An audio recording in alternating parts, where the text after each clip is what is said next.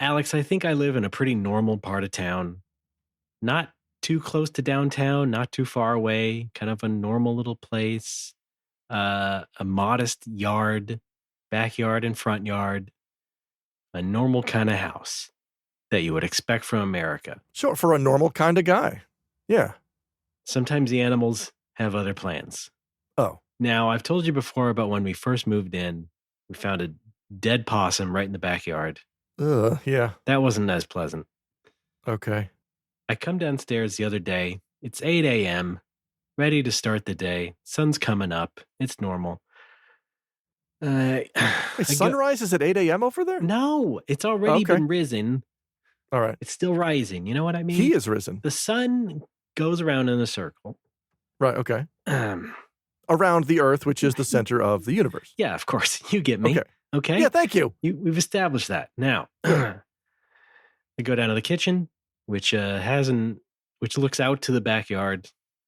I go to grab my cup for my coffee and such, and I notice there's 2 raccoons in the backyard having sex. Oh. Well, just some guy getting up all in there, and they're trying their best, but I'm like, it's daylight out. Nothing's going on. You guys usually prowl around in the early hours. Here you are, just taking the stage, basically, showing everybody what's going on. So I open the back door. I walk out there. I go, "Excuse me." What do they say? They notice me. They don't, they're frozen in fear. I try to approach them a little bit. I finally, I do the thing that you do when you also try to scare cats and just kind of like make sudden movements, like creep movements, like huh, huh. Yeah. Classic huh. It kind of works. The guy pulls out and runs away immediately. His thing's flinging around in the air. I'm just like, they go in separate directions. All right. But they notice I'm not an immediate threat yet. So they kind of just stay there. They stay like watching me. And I make my way back to the house. And then they just get back together and try to do it again. I'm like, okay, oh boy. I need to be a little bit more aggressive. So I grab the broom nearby, come down the steps finally to where they are on their level. And finally they get scared enough to finally jump up the fence in the tree. And I'm like, yeah, there you go. Yeah. Privacy. What do you think you're doing? Honestly. Come on. What kind of world do we live in here? This is a private domicile. You're just all up in my yard, all up in there in my yard. It's ridiculous. I don't know what got into them. They've been staying up all night, probably drinking, having a party, and now they just think that, who knows what they were on, It seems to me, yeah, that kind of thing, if it happens in the morning, it's just a party that went long. Ridiculous. And it's just yet another crazy event that happens around here. I've dealt with the possums before. I had to try and block off the skunks for months on end. Now you're dealing with sex raccoons. It's insanity. Did you call animal control? No, I think the situation resolved itself. What could they have done? It would have been funny if you did, and a couple of guys rolled up in a van with just like a bucket of popcorn. All right, where's the action, Mr. B? Condoms. Tiny little raccoon condoms. Let me show you how to roll one of these on. Sir, I don't need to know this. I just want you to get rid of them. Why do you have a tiny banana to show me how? You know how expensive tiny bananas are. Raccoon health class. I brought this from home. That's my webcomic, by the way. What is it? Raccoon health class? Oh, right. Okay. It's on KeenSpot. How educational was the Raccoons animated series? Not as much in that regard. It's a pretty good show. Right? I enjoyed it quite a bit, but I believe that was a Canadian production? It was Canadian as all get out. All right. What gave it away? The forest and mountain imagery? It might have been. That was very strong imagery. I quite enjoyed that. Yeah. Yeah, me too. And the Cyndi Lauper-esque theme song. Yeah. It wasn't vocals, though. No, I could have sworn there were some vocals there. So, well, let me tell you what. Alex, they may not have covered that on the show, but I'm sure the fans covered it in their own special ways. If you catch my drift. I'm gonna load up the raccoons wiki right now, and we're gonna find out.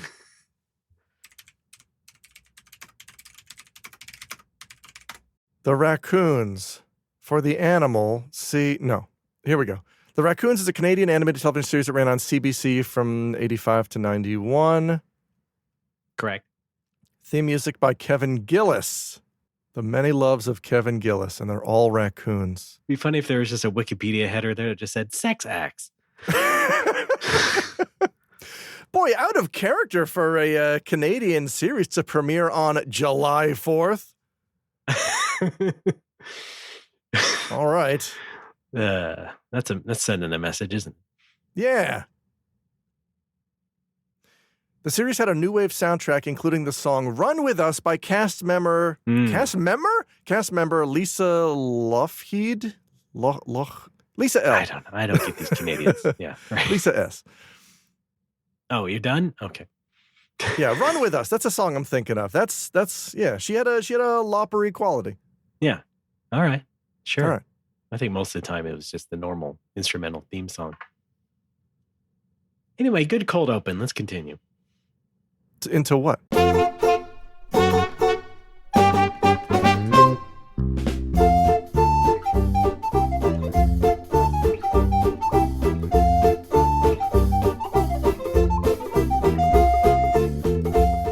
It's NoMoWoPers. Welcome to the show, everybody. Thank you so much for listening. My name is Ray Barnholt, contest winner. And with me, as always, the president of Nintendo Company Limited of Kyoto, Japan, Alex Fraioli. You know, I'm putting together my permanent residency application right now. I probably should mention that. I should put that in there. It would probably help. Might score you some points. Because they want to see that you have a minimum level of income, which I meet that requirement only by the grace of my wife. Our incomes combined create the income of one normal person deserving of PR, according to the Japanese government. You should use that as leverage when you go to visit the permanent residency czar, and you say, "Hey, listen, your kids like Animal Crossing." Do we? Tell you what, give them a big scoop. We're making Animal Straight Line Crossing. Get it? Okay, whatever. I was trying to. Whoa, boy, really tried with that one. I'm sorry. Okay, well, what's it going to be? What's the new Animal Crossing on the Switch 2 going to be? What's a funny subtitle we can use? Animal Crossing new shit. Animal Crossing Rent Control. Okay. Animal Crossing Homesick. Animal Crossing, the taste your brain remembers. It's not too different this time. You're still paying Tom Nook back all them bells. Pepperidge Farm remembers. All right. Animal Crossing : Pepperidge Farm. All right. Good luck with that. All right. Maybe we'll talk about the Switch too. Why? Alex, how you doing? Great. No, wait, not so great. Yeah. It's been quite a ride, hasn't it? It has. We've got a lot to get into. I want to just get it all out of the way up top so that we're not like sitting on the tension the entire time. I was going to talk for a little bit about my dad passing away and all that. Yeah. Because it was very sudden, but also unsurprising. Because I'd mentioned this in my previous YouTube video briefly, but he had cancer. He had surgery to have it removed. And then he did, and then he was doing chemo and radiation. And, it turns out that leaves you pretty weak. Mm-hmm. That's, I think it was just a heart condition after being weakened from all the treatment. And that's what's extra frustrating about it is he was done with the treatment. Like the surgery was done. He went through every round of chemo and radiation. But then his heart was just like, nope, that's it for me. Gotta go. Oh, well, yeah. All right. Well, I don't know how much else you want to talk about it, but a little bit. That's why we're here. All right. I'm just a note up top. I'm probably going to be a little bit flippant about it because I'm a little bit frustrated at it. That's not to say I haven't or am not grieving in my own way. that's an ongoing process that I don't think is going to be completed until I like actually visit home in June. But yeah, I'm obviously affected by it, and I've dealt with that in my own way, and now it's time to vent. Sure. Well, you and I have something in common. Well, besides dead dad. But oh God. Well, as I probably mentioned before on this show to people, in case they don't know, my dad died when I was 12 or almost 12, so January 95. Yeah. He had the previous fall of 94, he went by himself to the Indianapolis 500 race. Oh. That was a nice thing he wanted to do for himself. And then he came back with problems, and he had to go to the hospital. And a couple months later, he had died from, I believe it said, a bowel obstruction. What? So I guess not necessarily cancer, but something similar. And I was also thinking, like, wasn't that also what Iwata died from? Oh, was it? He died from a cyst or something, or some sort of other blockage. Don't remember. Maybe it wasn't in his bowels or anything, but yeah. Either way, had me thinking about my bowels as I get older. Now anyway, but anyway, in like the immediate months and weeks after it happened, like I wasn't that affected by it. I wasn't crying all that much. It was just like, geez, yeah, there we go. It's finally over. Now, granted, my dad was pretty old. He died at 65 and I was like 11. So he was like, I think already like 12 years older than my mom when they married. And so it's not like I didn't love him, but there wasn't a huge connection there, I think, because he had already had a few kids who were already like adults in their 30s, basically. Oh, yeah. And that's not to say he was like not loving, but I just don't think there was as deep a connection there as anything. And so because of that, I think like my reaction was kind of like nothing, just kind of a nothing reaction. And as a kid, of course, you experience the adults and the kids at school trying to comfort you and stuff. And it's just like, I had to make it clear, or rather my mom made it clear for me as she called the school and said, like, his dad's passed away. He's not that affected by it. He doesn't need a lot of comforting about it. Just let him go on with his day. And that was essentially what happened. Wow. And so, I mean, and it kind of has stayed that way since. Like I've not been, I guess, not flippant about it, but just kind of like a nothing reaction about it. And my dad had a long history before I came along. And so you just kind of feel like, well, that's good for him. And glad I came about as part of his life. But not much to say about it, not much to feel about it. And that's how it's been for me. I know it's a bit different with you and your family, larger, closer family. And so I'm sure things hit a bit different, but yeah, it's interesting that we kind of just have like not that we have the same reaction, you and I, but the similar sort of non-standard reaction. Yes. Yeah. Yeah. Because my reaction was obviously shock initially, because I was like, oh, I thought everything was under control. Okay. Mm-hmm. I also want to mention, it's also one of the things that I don't think a lot of fun podcasts talk about, but is absolutely a part of life, especially, I mean, because we started this show in our late 20s, now we're in our early 40s, and we're getting up there. I bet we have listeners who are older than us. Just dealing with losing your parents is a thing that everyone just is gonna have to deal with eventually. Yeah, unless you check out ahead of time, not advised. Mm.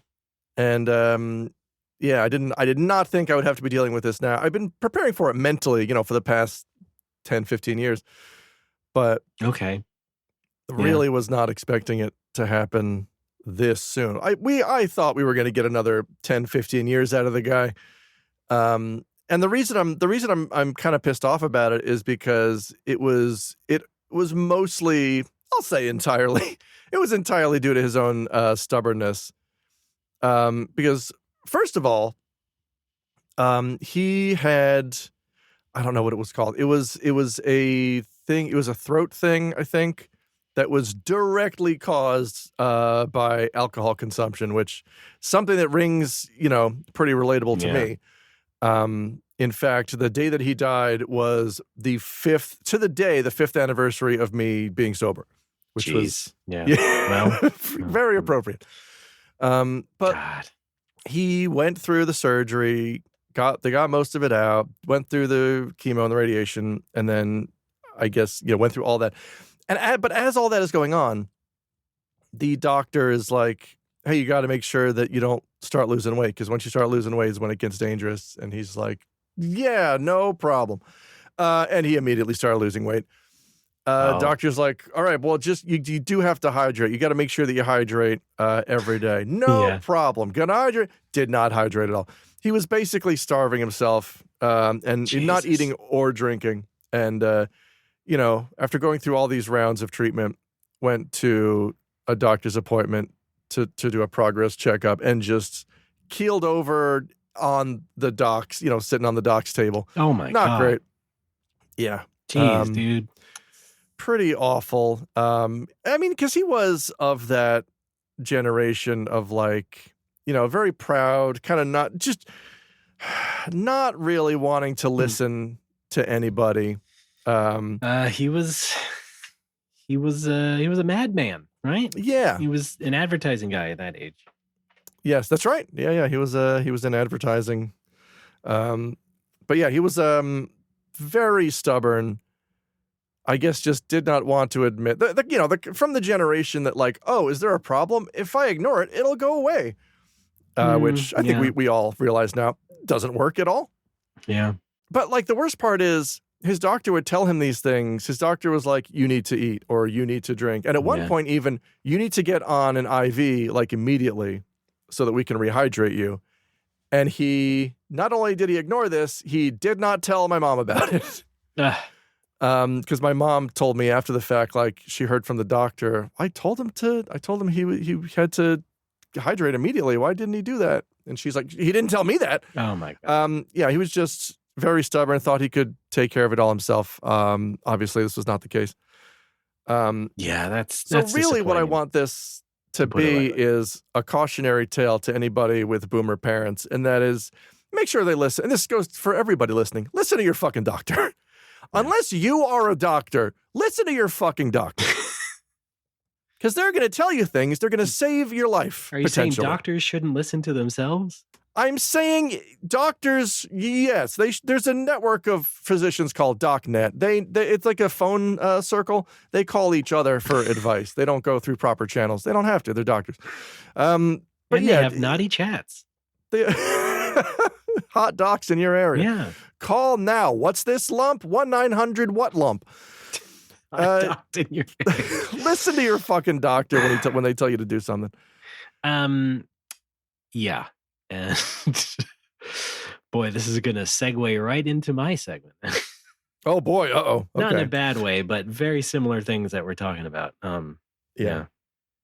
Well, before I go into that, let me just leave you with a fun fact about my dad's death. Okay. Hey, guess what video game I associate with it? Wait, hang on. January 95. Or late 94-ish. Donkey Kong Country? No. Killer Instinct was 95. Not a great big popular game. Pac-Land? Pac-Man 2? The New Adventures? No. Wait, hang on. I can get it. Wait, starts with a T? Tecmo Bowl. Teenage Mutant Ninja Turtles 2. Yeah, it's a T. Give me the second letter. Tetris. A. Tetris. That's in that new collection, by the way. Tetris Forever has Tetris. Oh, cool. All right, I give up. Tails Adventure for Game Gear. Wow, okay. Because I was sitting on the couch playing it while in the other room, paramedics are visiting the house and talking to Dad and about to wheel him away. And I'm just sitting there silently, just kind of avoiding the whole situation, just playing Tails Adventure. Oof.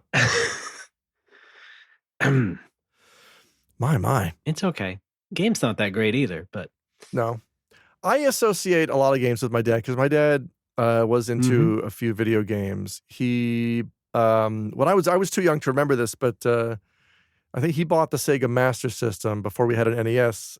He and my brother would play Phantasy Star. That's how I got exposed to Phantasy Star, was our Master System. And then once we got the NES, he was all in on Dragon Warrior 1 and 2. Shingen the Ruler, that was way above my head. I think it still is. Yeah. Phantasy Star 2 when we got our Genesis. Also Romance of the Three Kingdoms on the Genesis. Yeah. And then I think once we hit the Super Nintendo, Final Fantasy 4, 6, he was playing all the way up through PS1, PS2. PS1, I don't think he did any of the Final Fantasies on PS1, but he was really into Final Fantasy Tactics. Yeah. We had Iron Storm on the Sega Saturn. That was his. And on the PS2, I think his two favorites were Final Fantasy X and Dragon Quest VIII. So we had very, very similar tastes in RPGs. Yeah, that's cool. That's always, it's kind of like enviable in a way to have your parents sort of into that, and then you get introduced to it. Yeah. My parents, of course, couldn't have cared less. I had to be the one to introduce the whole family to video games. Mom, listen, his name is Spike McFang. Is he Irish? I don't think so, but it's still a gripping tale. And then, the Game Boy came out, and the stereotype thing that was floating around the culture was how the parents would steal the Game Boy and play Tetris and stuff. And oh, yeah. My mom wasn't so much into that. She preferred Dr. Mario.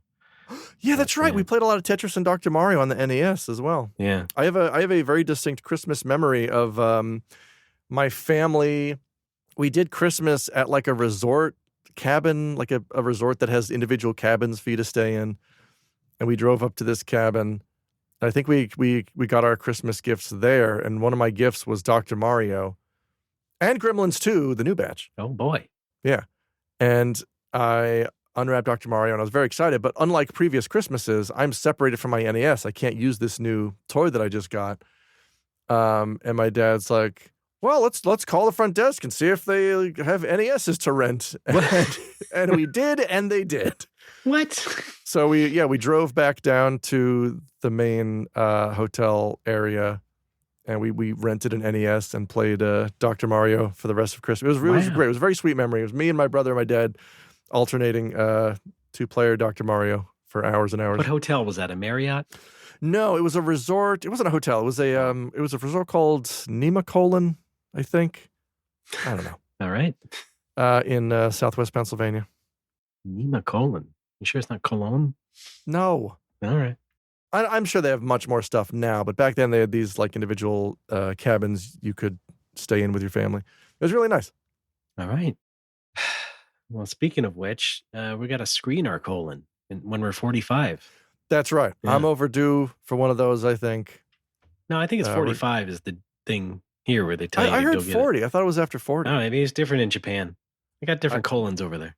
That's true. They're much more polite. Yeah, and they drive on the other side of the road. They do. Okay, so I said segue.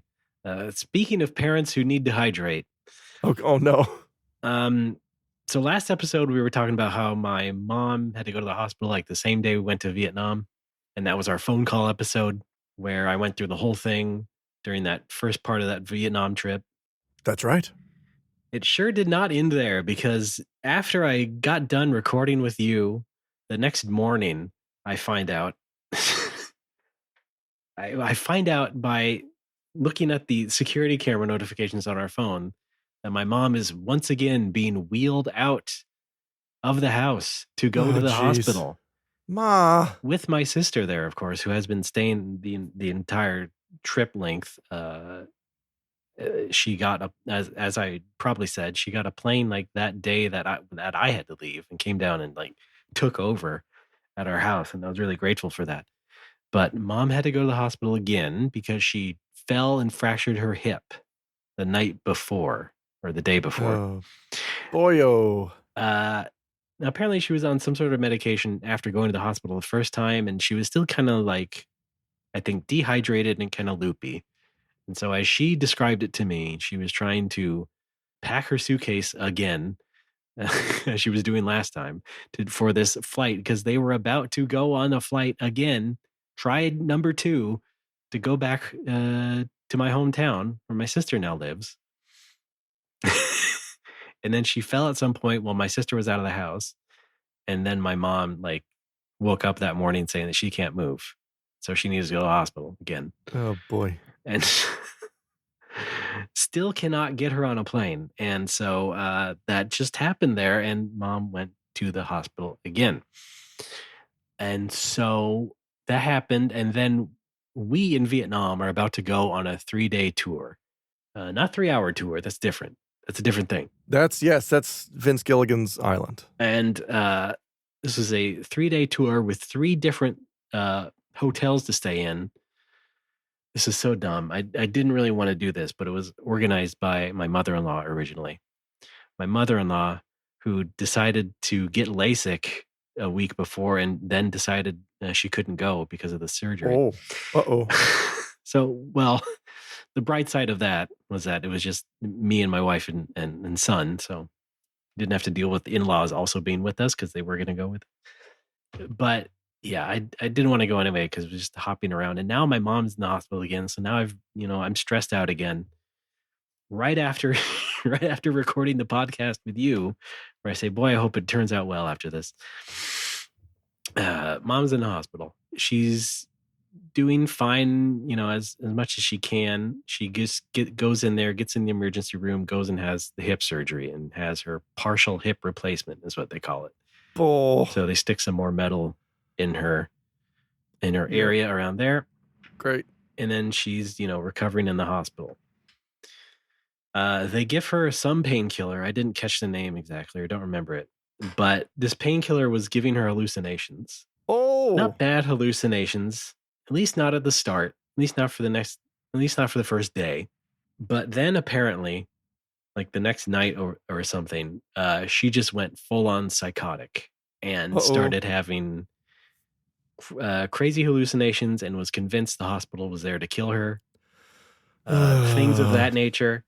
Just wild stuff going through her head because of the drugs. And so my sister, gets called over there to try and quell this situation a bit. But mom needs to get these new drugs out of her system through hydration and drinking and stuff. And she won't do it because she's crazy and thinking she's, in danger and needs to get out of there and is being antagonistic towards my sister and just saying crazy things. I didn't catch all the details because I didn't want to catch all the details, but nevertheless, I find this out on like day 2 of this little tour we're on in Vietnam. So I'm just like, this tour is impossible for me to enjoy at any degree. This is like,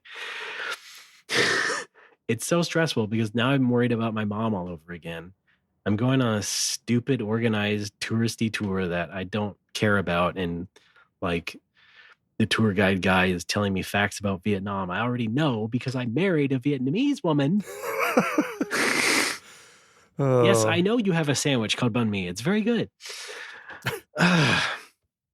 And I'm just like, I'm about to have my own emotional breakdown, essentially. And, but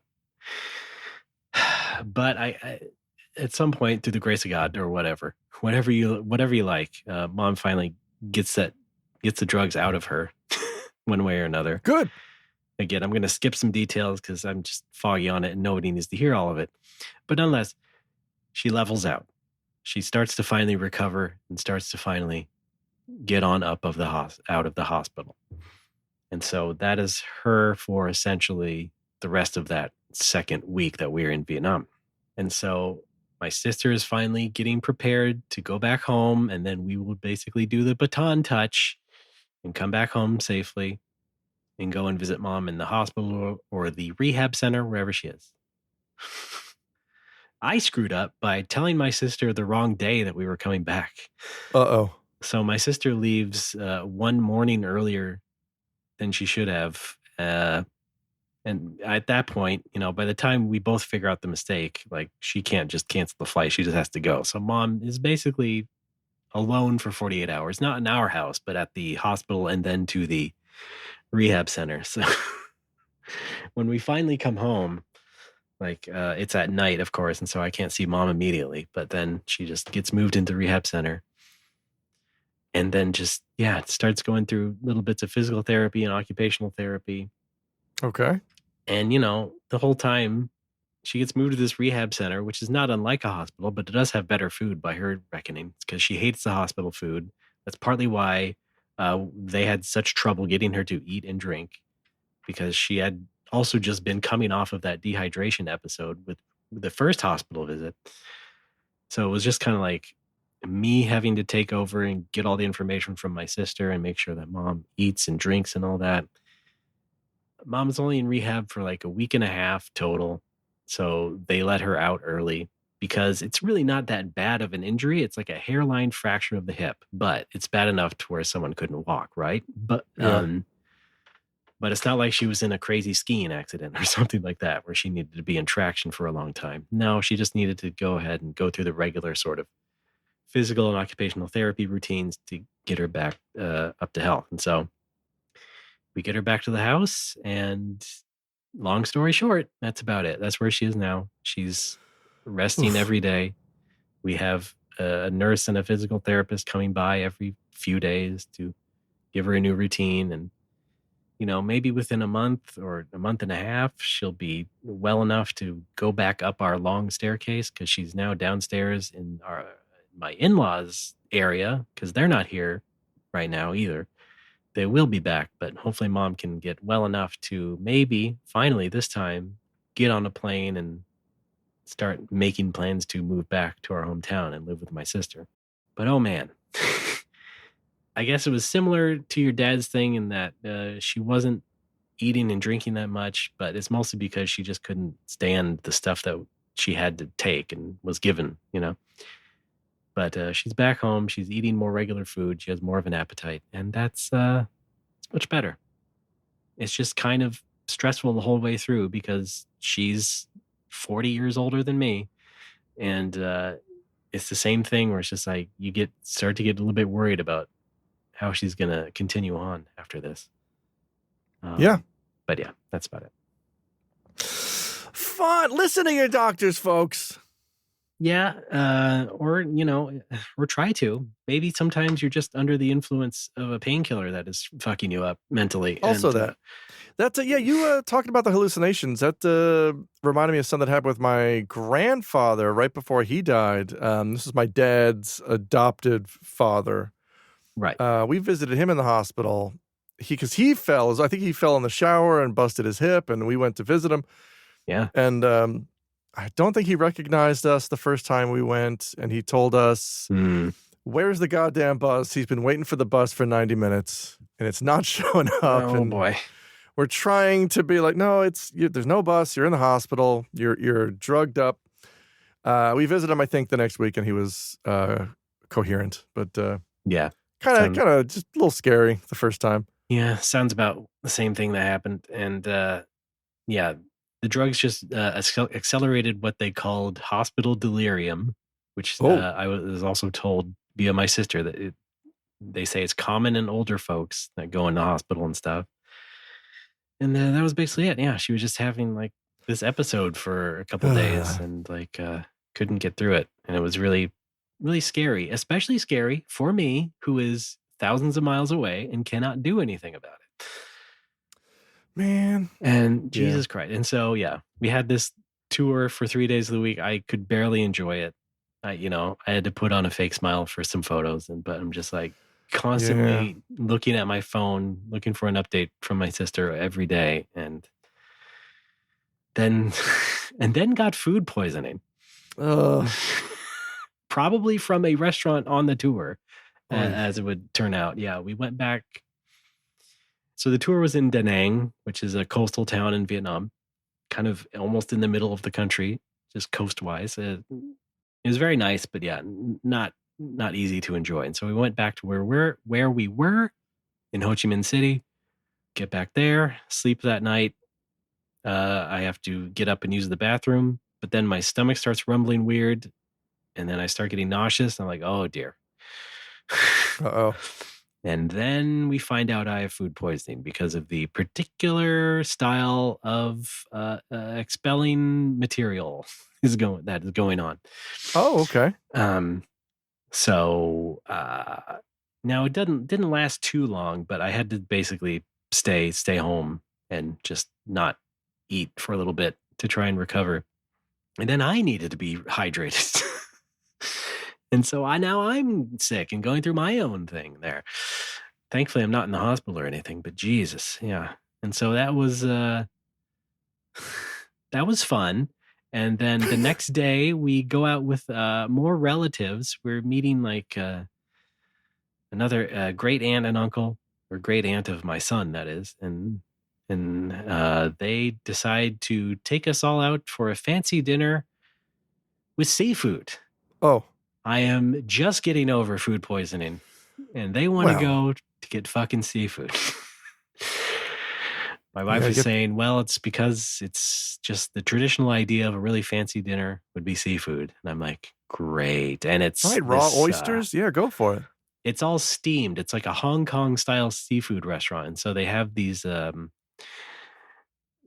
not a grill. It's like a big bowl of water and it's steaming, and they give you all these different courses of stuff on the big steamer in the middle of the table, you know? So like Korean barbecue, but steamed. Hey, this barbecue's pissed off. You'd have to be barbecued, I imagine. Yeah. Right. It's not pleasant. And so, yeah, just going through like, the course has never ended, and the aunt and uncle are trying to give me stuff. No one knows I have food poisoning, but I'm just like, oh God, would you fucking stop, please? Please just stop giving me any food. But I made it through okay. I didn't get re-sick or anything, but geez. I was praying for you. Just a crazy like climax to the trip. And then like 2 days later, we finally leave. And then, yeah. And then we take the other plane back home, another 10-hour flight plus 3 hours. And then my son throws up on the plane like 2 times. And we only have one change of clothes for him with us. And boy, oh boy, it's just one thing after another. It's exciting. Life is exciting. It's tiring even to just talk about it. So I'm just going to stop right now.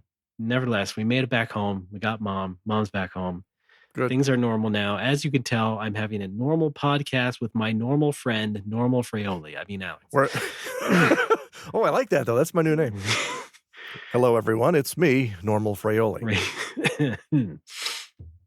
Normal, regular Fraioli. Today, I enjoyed another bowl of oatmeal for breakfast. Yeah. I had 1 mug of black coffee. You have a normal computer. I have a normal computer that works every fucking day without issue. Yes. 120 gigabyte hard drive, 119 gigabytes of porn. Yeah, it leaves 1 gig for the OS. I get it. Yep. No, I'd almost forgot about this, so you brought that up. My tech issue for this week is I am so fucking... I'm Alex. That's the first issue. Yeah. I went to stream a few days ago, and I noticed none of my alert box stuff is being heard by me or the chat. Right. None of the browser source stuff is being heard by the chat. None of that audio is going through. My webcam is not working. I don't know why. And when we started to podcast today, I went to call you. I opened up Skype and I hit call, and I heard that doot, doot, doot, doot, doot, doot, coming out of my fucking DualShock 4 controller that's hooked up to my computer. And these are all related to the same fuck up.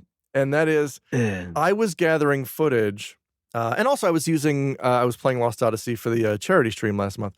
But basically, the Elgato HD60S capture card thinks it's just the fucking king of shit mountain on my computer. Yeah. It has usurped every input. It wants to be the default input for fucking everything. Yeah. And it's put everything out of alignment.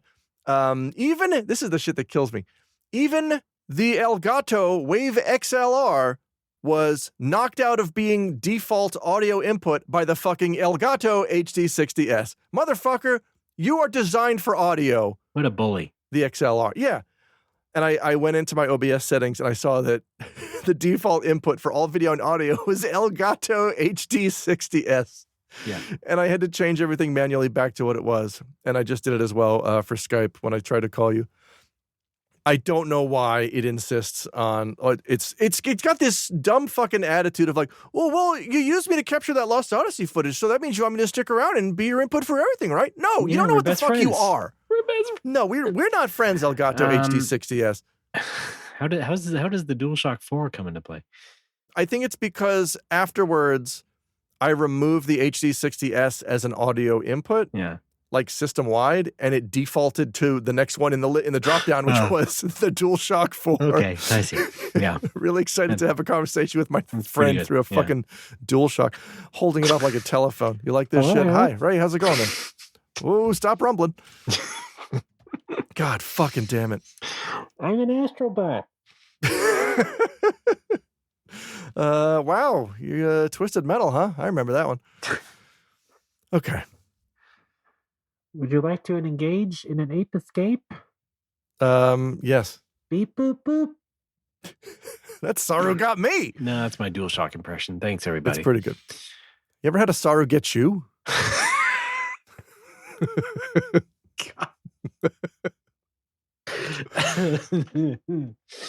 Yes, once.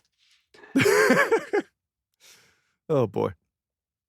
Well, I mean, while we're on the topic of medical stuff, I went to the dentist yesterday, actually. All right. I was overdue for a checkup. I was going to a dude a few blocks over, and I stopped going to that dude because my wife started going there, and after her first appointment, she says she was about to leave. She opened the door to leave. Realized she needed to get something out of her bag, released the door. So the sound of the door shutting could be heard. And the dentist thought my wife had left and immediately started shouting at his receptionist, just in a really mean way. And my wife was like, oh, this guy's he's an asshole. I'm not coming back here. And she told me about that. And I'm like, oh, I don't want to go back there either. Good Lord. Okay. And it turns out there's a dentist on our block since we moved here that we had completely overlooked. And she started going there and she said, yeah, he's pretty good. It's, and I went there and it's like going to a dentist in Phantasy Star. It's like the most sci-fi futuristic dental shit I've ever seen. Oh. And it's incredible. All right. Yeah. My first appointment there, like they took a 3D scan of my whole mouth. And then he pulls up this 3D model on a touchscreen in front of him and starts manipulating it like it's fucking Minority Report. And he's just like showing me the nooks and crannies and he's spinning my teeth in front of me and showing me the problem areas. Yeah, word. Wow. And then on top of that, like we found out I didn't have any like cavities. I didn't have any active cavities, but I had a lot of old dental work that I got in New Jersey when I was in college that has not stood the test of time. Yeah, especially not in Japan, I imagine it would stand the test. Yeah, he basically, I didn't tell him where I got which dental work, and he basically pointed to all the Japanese dental work and was like, these are fine. Yeah. And then points to the rest of it. We got to do something about these. Where is this from? Jersey?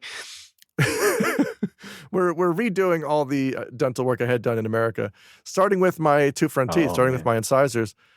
And I went in yesterday, and they gave me the I was gonna say he knocked me up, but that's Tim Watley. He numbed me up. There we go.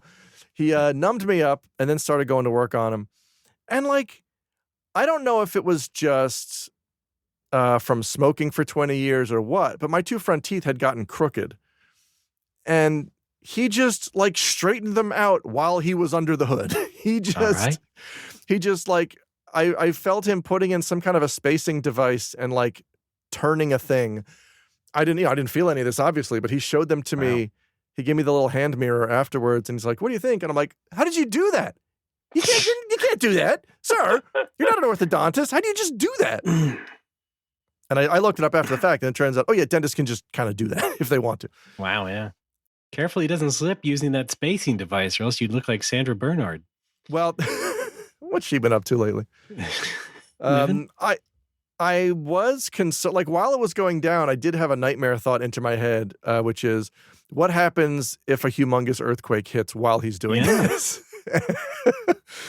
And like, you could be going Bernhard. We have to flee to a shelter, and I'm running behind dental staff, going like, "No, how do I get this out? Like, what's going on here?" Yeah, you know what? I sometimes think about that too because we live in another earthquake area, and so yeah. which has been having earthquakes these past few years. And Yeah. it's just like, what's this place up to code?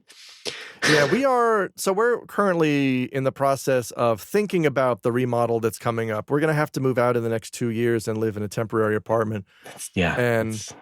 That's like, it's impossible to say which buildings are going to withstand a mega quake, but like this one sure won't. No. So I'm still there's like a background amount of low-level anxiety every waking moment that I have, because if it happens to strike while we still live here, we're just dead. If we can get out, if we get out in the next couple of years, live in a temporary place, that's probably fine. And then once this building gets reconstructed, it'll be completely up to code. Right. Okay. And should be able to withstand almost any quake. I don't want to put that to the test, but you never know. No, I wouldn't. No. But yeah, in a couple years, you're going to be living la temporary vida. Yeah. Yeah. All right.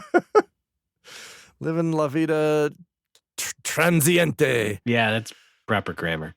I don't know. Thank you. Who knows? It's fun. It's not fun. It's not fun. Should be interesting with our recording. Yeah. That's yeah. Oh boy. Well, I mean, being without internet I was thinking about that the other day. Like, I can still record my news stories for Nikkei. I don't need internet to record those. I can just bring my laptop to a Starbucks or something to send them until I get internet. But, neat. Man. Yeah, we might have to bank a few episodes before the move. Okay. We'll see. We'll burn that bridge when we come to it. Should we do a Starbucks episode? Yes. Right, you heard about this grande?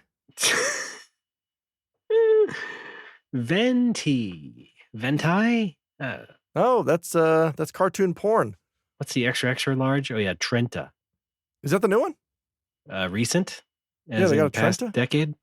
Okay, because Venti is 20. Is that because it's 20 mils, 20 ounces? Oh, thank you, Mr. Italian. Hey! Jeez, Yeah. I get it. All right, where's the Quarente? What?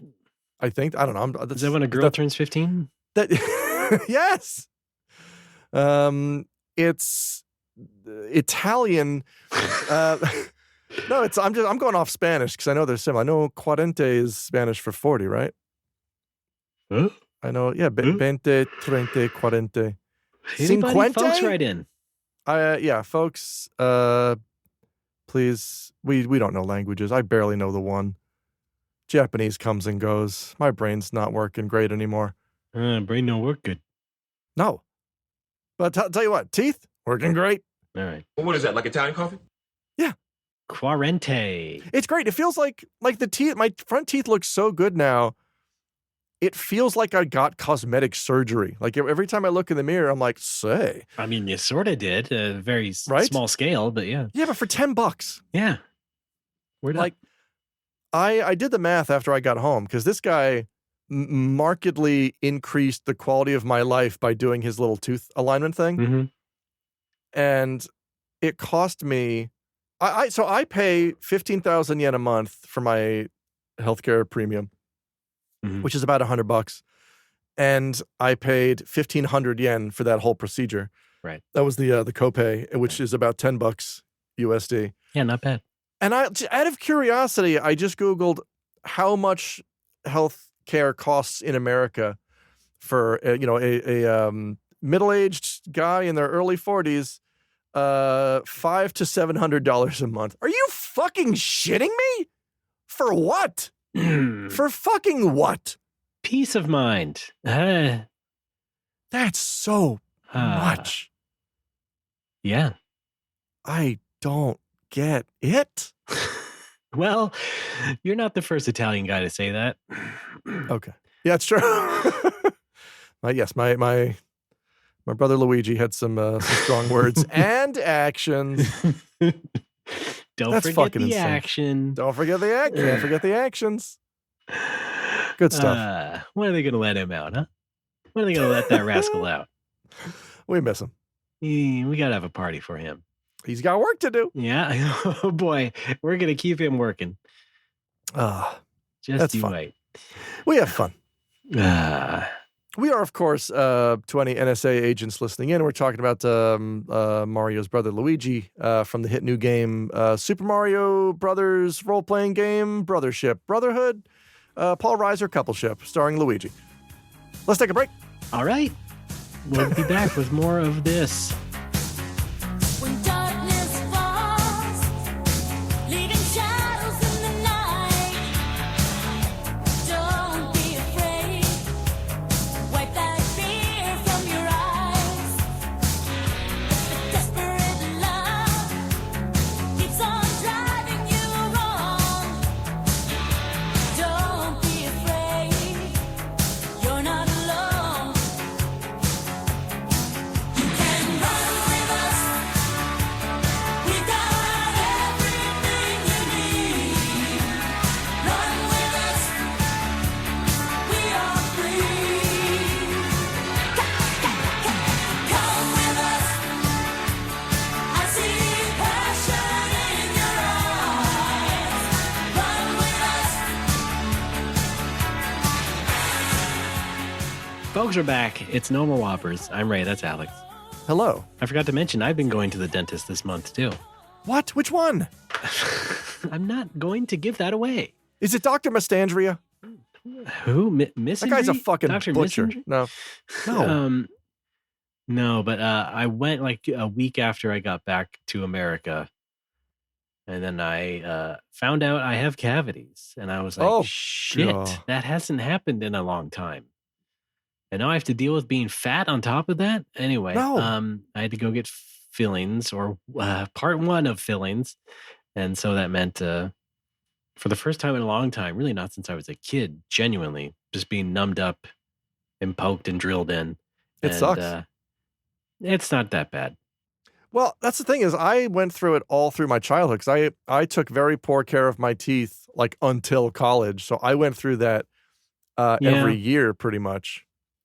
Oh, But right. even today, I still hate it. Like you get used to it, but I was still grimacing and like clenching. And oh yeah, my old dentist, I told him, like, you know, when you go to a new dentist, they're like, do you have any weird dental hangups? Are you weird about anything? And I was like, yeah, I'm scared of needles. I don't like needles. And so my previous dentist, his answer to this was, anytime there was a needle inside of my mouth, he would just repeat, sorry, sorry, sorry, sorry, I sorry. remember this.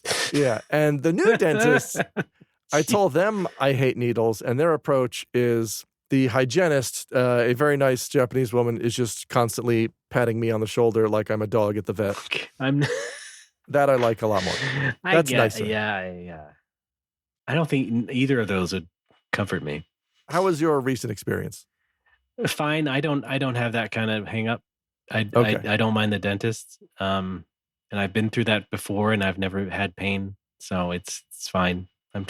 I'm very okay with the dentist, and I've told you this before a few years ago when I had my wisdom teeth out. I was just like, yeah, that's fucking awesome. In and out after 90 minutes. I will say this about Dr. Mastandria. That was my actual childhood dentist. He did. I wasn't scared of needles until my dentist after him, because I didn't know needles were involved. Because as a kid, before he would numb me up, he would just say, "You're going to feel a slight pinch." Right. And I thought that meant and I he can't had see this. I don't know what's going on. I thought he was just taking tiny little dental pliers and just beep, pinching my gums a little bit. I didn't know it was a kind needle. of what it looks like and feels like. Yeah, and then I started going to another dentist towards the end of high school, and I saw the needle. I'm like, "What the fuck is that? What do you mean? Well, where's that going? I've never had that before." Yeah, the only coping mechanism I have is to just look away. Just look straight up. Just don't look. Don't move or anything. Just keep it there, Yes. and I make it through okay. I don't know if this is a Japanese thing or what, but dentists here, when they start doing anything, they will drape a cloth over your eyes, like putting a blanket over a bird cage, and telling me it's time to go nappy bye. And I kind of like it because it puts everything else out of my mind. I'm not, you would think that I would be focusing only on the physical sensation, but it's very calming because I don't see any hand movement. I don't, the lights aren't shining in my eyes. I really do appreciate that. Japanese dentistry is super good. Sounds like it. Yeah. Yeah. Yeah. I just remember my childhood dentist. I was mostly cool with the dentist, but not a lot because I had to have teeth taken out a few times in succession Oh boy, yeah. when I was little, and that wasn't cool. And sometimes I didn't like the dentist. And one day at the dentist, like I was just like not having it and just in a bad mood and just kind of screaming and well, not screaming, but I was kind of like whimpering and whining and stuff. And I think the dentist had enough of it and told me to shut up. Wow.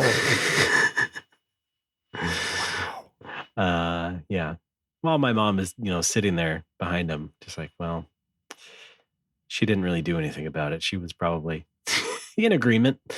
Oh my goodness. So that put me in my place because if I recall correctly, and I probably don't, it wasn't that dramatic of a procedure. I don't even think they were pulling a tooth this time, but it was just not. I just decided to be a bitch, and I got told to shut up for it. So, how's it going, Doc? I'm a bitch today. Get ready for the bitch. Have you ever played Battle of Olympus? Oh, I hope my son fares better. But he, even now at 2 years old, just hates brushing his teeth because I have to do it for him, and he doesn't like that, and he doesn't like not being in control. It's being 2 years old. Like as like I hated doing it as a kid. Yeah. But after I still do. Yeah, it sucks. It's just a thing you have to do. And I think after a while, like as you grow into adulthood, you start to appreciate the freshness of it. Because after a while, as the day goes on, your mouth just starts to feel gross because it is gross. Mouths are gross. They're fucking disgusting. Why do we have them still? Mento's fresh and full of life. I'll take that. I'll sit on a bench and get stripes on my suit and go to an interview like that. I don't give a shit. Yeah, I'm interviewing for a job as a zebra. Yeah. Awesome. I hear you. I understand you. I don't have that with teeth. I have that with my face. Like I'm very sensitive about my face just feeling like greasy. Oh, Even if it's not really, but it's just like, yes. Even if I eat certain things, I'm just like, I gotta go splash some water on my face. God. I need to freshen up somehow. Yeah. You gotta. Oh yeah. Anytime I eat anything that's either excessively greasy or even anything that I have to eat with my hands, I have to wash my face. Yeah. Yeah. And thank God for my wife, because she carries around little moist towelettes everywhere. Okay, yeah. Because not all restaurants have oshibori to wash your hands with before you eat. Yeah. And if we're at a place that doesn't, she'll pull out her little towelette thing and we'll wash them up. Not bad. And then you just keep them around. They're great. Boy, oh boy. Yeah. Yeah, and it's a recent thing too. Like I don't remember being quite as sensitive about my face until I was like in my 20s or late 20s even. Weird. Just a thing that came up. Maybe the same will be with my teeth. Maybe I'll care more about my teeth. I'm using this as a new beginning. It's like God is giving me brand new teeth. Yeah. And I'm going to use them to smile more. Yeah. I've been told I should smile more. You should. Let's see one. Yeah, there we go. Little less neck if you could, please. No, too much? That's all neck. Get a load of this neck. Well, that's fun. Yeah, that's fun. The dentist is fun, isn't it? That's why we decided to talk about it twice. I mean, I was very apprehensive yesterday because it was my first time getting work done at the new dentist. And I was extra stressed because I don't know how good his work is yet. I don't know if he knows how much NoMoWoCo to give me. Fortunately, he gave me plenty because I have been to dentists who either don't give me enough or they're just like, oh yeah, you're the same size as a Japanese adult. We'll just give you the same amount. It's like, no, look at this horseman. What are you doing?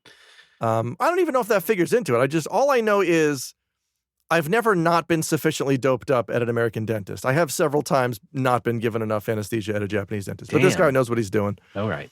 Well, that's good. Did a great job. Everyone's nice. My only criticism is he talks very fast.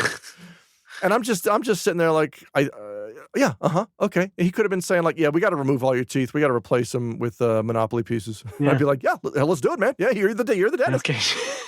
As long as I get those drugs. Let's go. How's tomorrow? I like that thimble. Love it. Well, let's move on to something a little bit more fun. Yes. Alex, I know you like to watch movies on a plane. Yeah. I like to watch movies at home. So Cool. I just recently built a new NAS, network attached storage system. Oh, not the rapper. No. But Okay. before that, I was acquiring movies to watch on my Plex server. Okay. And, You mean you were like going to Best Buy and buying up all the discounted VHSs? Yes. All right. Great. And so I was hoovering up some movies that I had always been curious about for years and years, but never really got a chance to look at. And so I figured, well, some of these would be just good background noise as I'm doing stuff during the day. I don't need to pay full attention to them. Sorry, David Lynch, rest in peace. But yeah, so I got some movies. One of those movies. Did you just gasp? Yes. One of those movies. It felt appropriate. Yeah, it was. Thank you. One of those movies was Amadeus. Oh, I love that movie. Okay, good. Yeah. All right, fine. I mean, it was all right. I don't hate it or anything. I remember, I have a faint memory of Amadeus as a kid because my parents had bought it or rented it. And I just remember one night they were watching it. And I just remember that early scene in the movie where Mozart is with the busty girl and just like talking about fart stuff. And that was like, that's it. That's my only memory of Amadeus until it sticks out until I was much 41. like his ass did. Yeah. And so I watched the movie. I got to that part. I was like, okay, that came and went. Basically, I was like, all right, yeah, it's cute. I guess it's neat. Wait, were you living the past 30 some years thinking it was like a fart documentary? No, it was just, it was one of those things. As a kid, you're like, what the hell is this movie? What is this about? Yeah. Why is it 2 VHS tapes? Why do my parents care about this thing? And I gotta go to bed.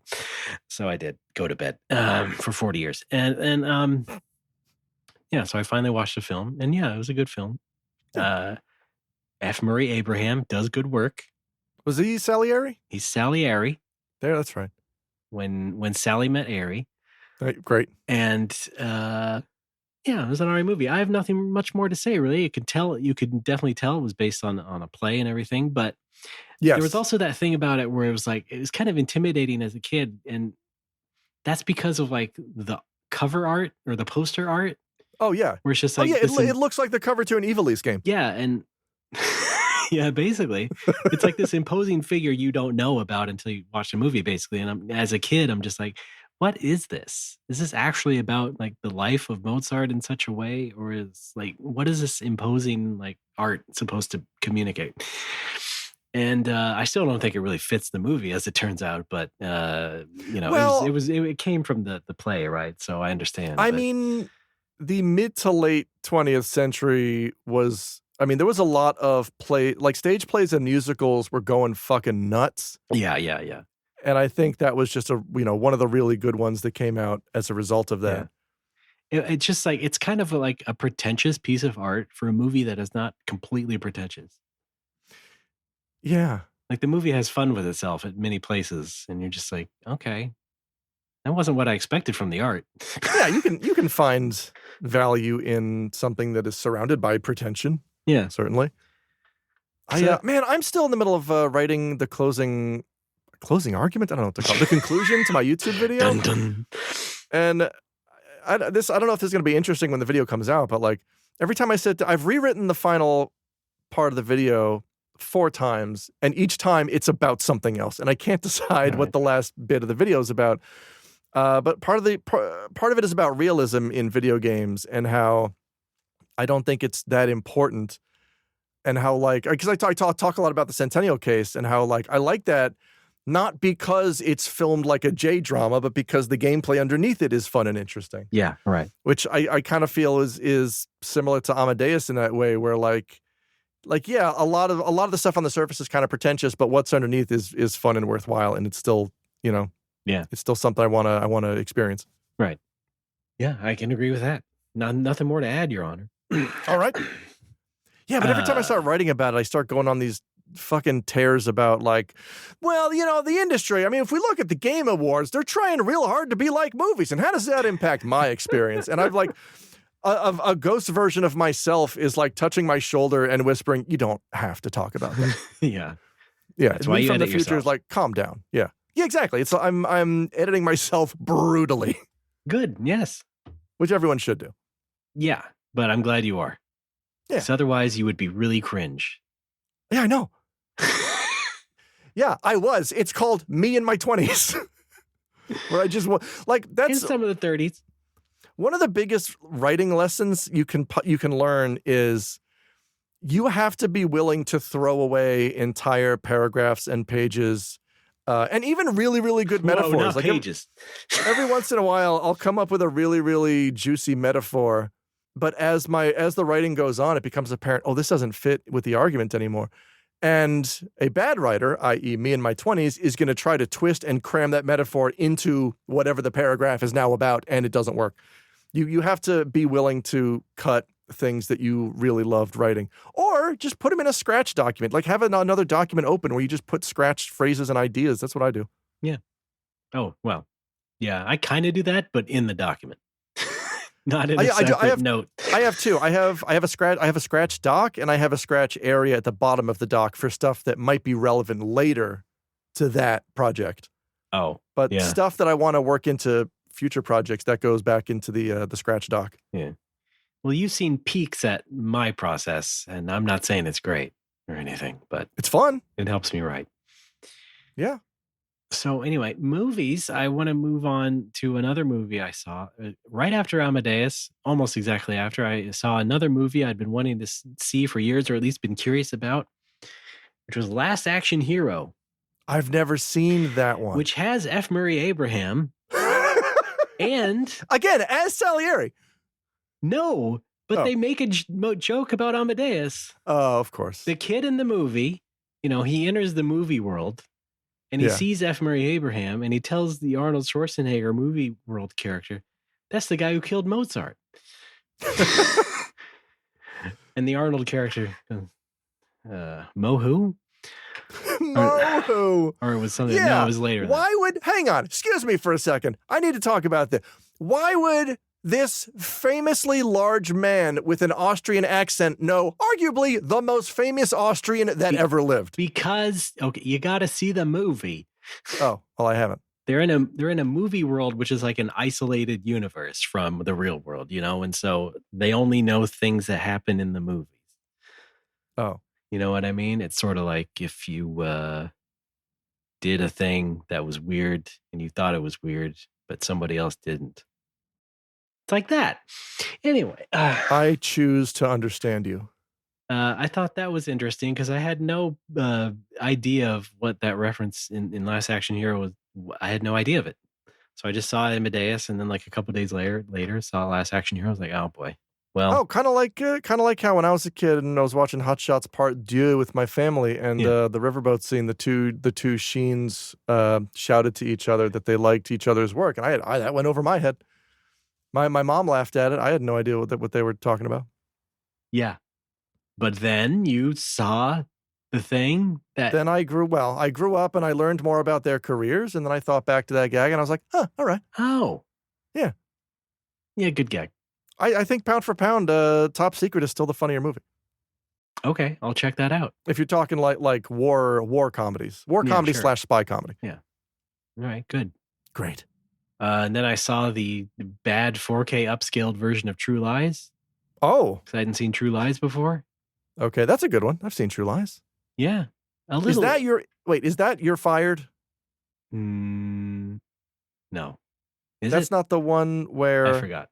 The antagonist is like hanging on a missile, and Arnie fires the missile and says, "You're fired." Oh yeah, it is. Yeah, the missile. Yeah, okay, yeah. Great. Missile. Awesome. Okay. Outstanding. When it comes to that line, I always go back to RoboCop. Oh, good. Yeah, that too. I had no idea Tia Carrere was in that movie. Okay. True Lies. And Carrere. For some reason, I didn't know that. Oh well. And then I saw most recently Sonic the Hedgehog 3. How was that? I don't like any of those movies. I'm not surprised. But I feel like I should watch them just to see how good they are at sticking to source material. And in that respect, I can say yes, they are good at that. And I can understand why a lot of the Sonic fans appreciate the movies. but holy God, are they so unfunny. Oh boy. The humor in this movie is not good. And Give me an example. oh, Jesus Christ. It's just the dialogue is really the problem. And I also don't like. Is it just bad banter? Yeah.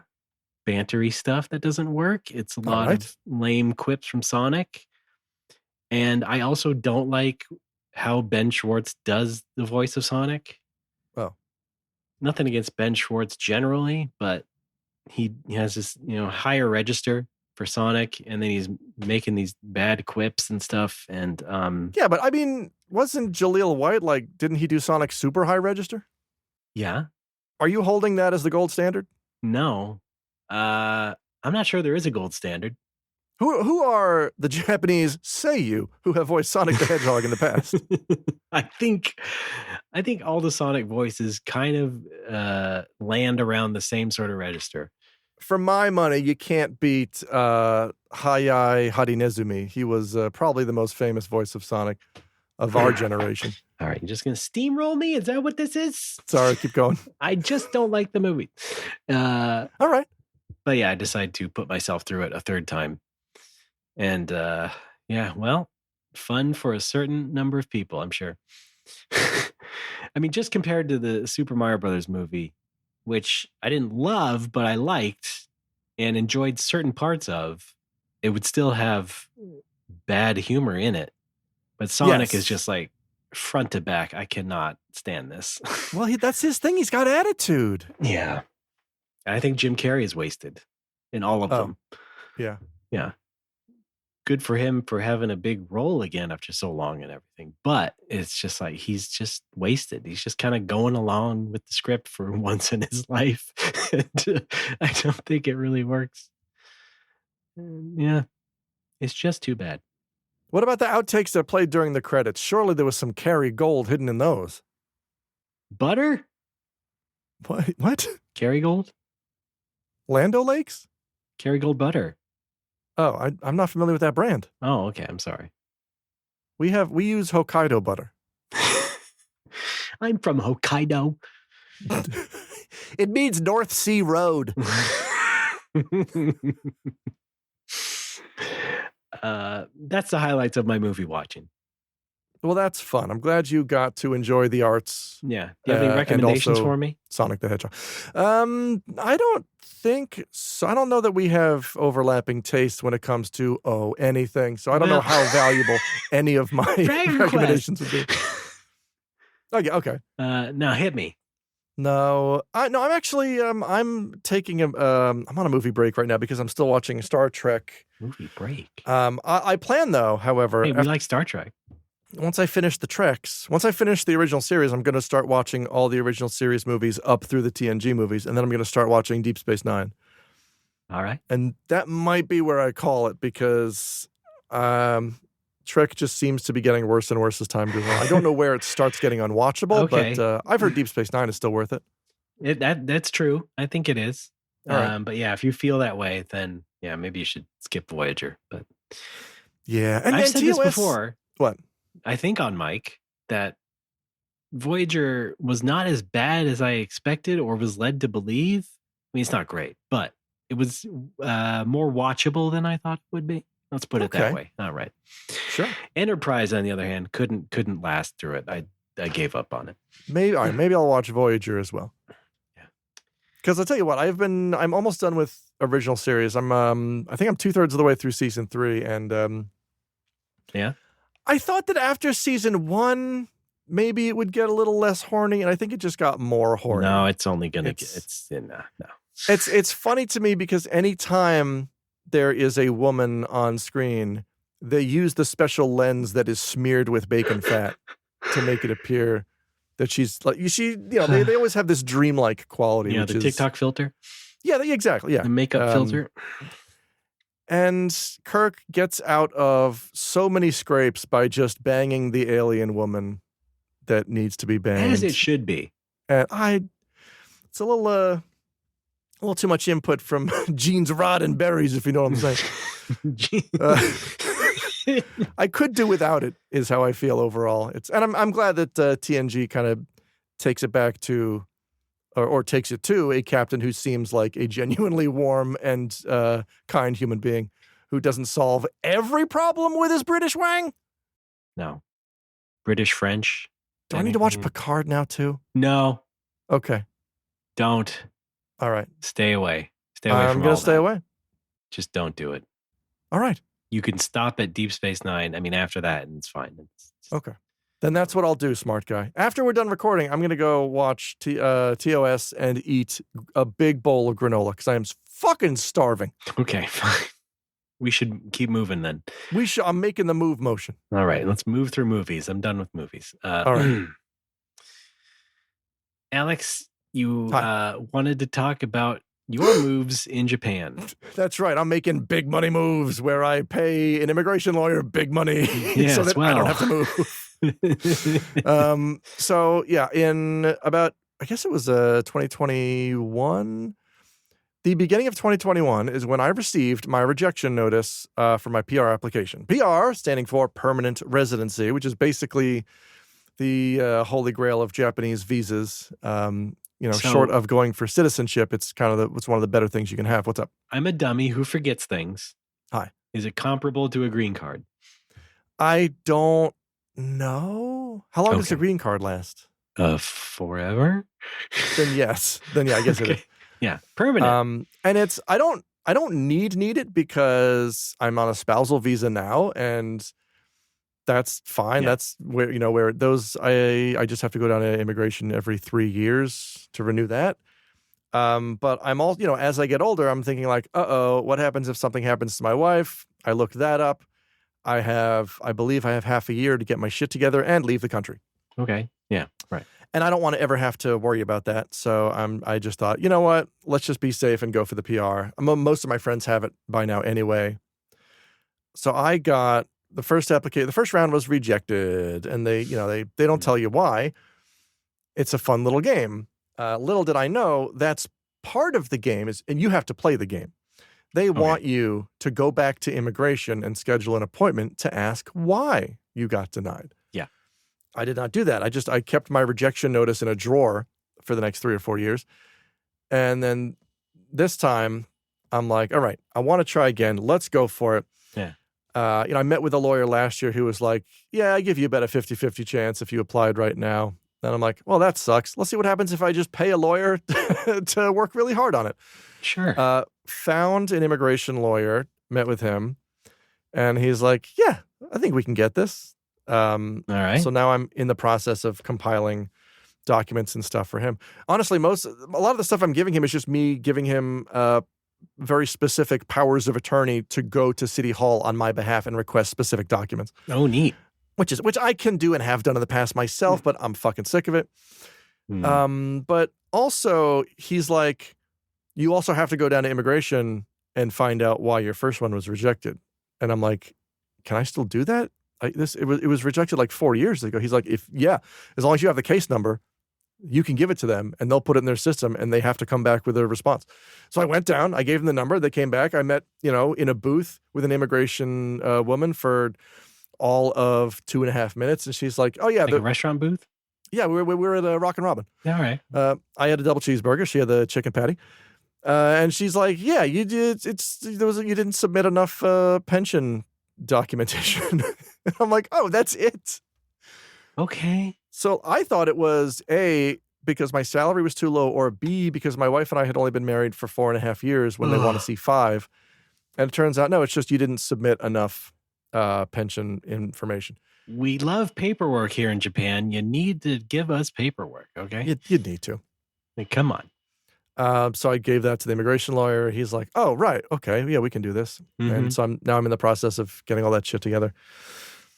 And hopefully we get it. It's not been submitted yet. I'm still filling out forms and such, but yeah, I should know by the end of the year at most. Finally, some movement then. Finally. So this, in conjunction with something else I'm doing that's very expensive, I'm finally shelling out the money to have a professional voice demo made. Oh. I'm using it's a place called Labyrinth Sound Design that they do voice demos affordably because voice demos. Is it easy finding the place? Oh man, you would know. But I had to kill a Minotaur. It fucking sucked. Jesus. They produce voice demos affordably, and in this case, affordably means everyday low prices. $1,250. Yeah, it's pricey. Okay. Most professional places or sound engineers will charge you $2,000 to $3,000 to produce a voiceover demo. Okay.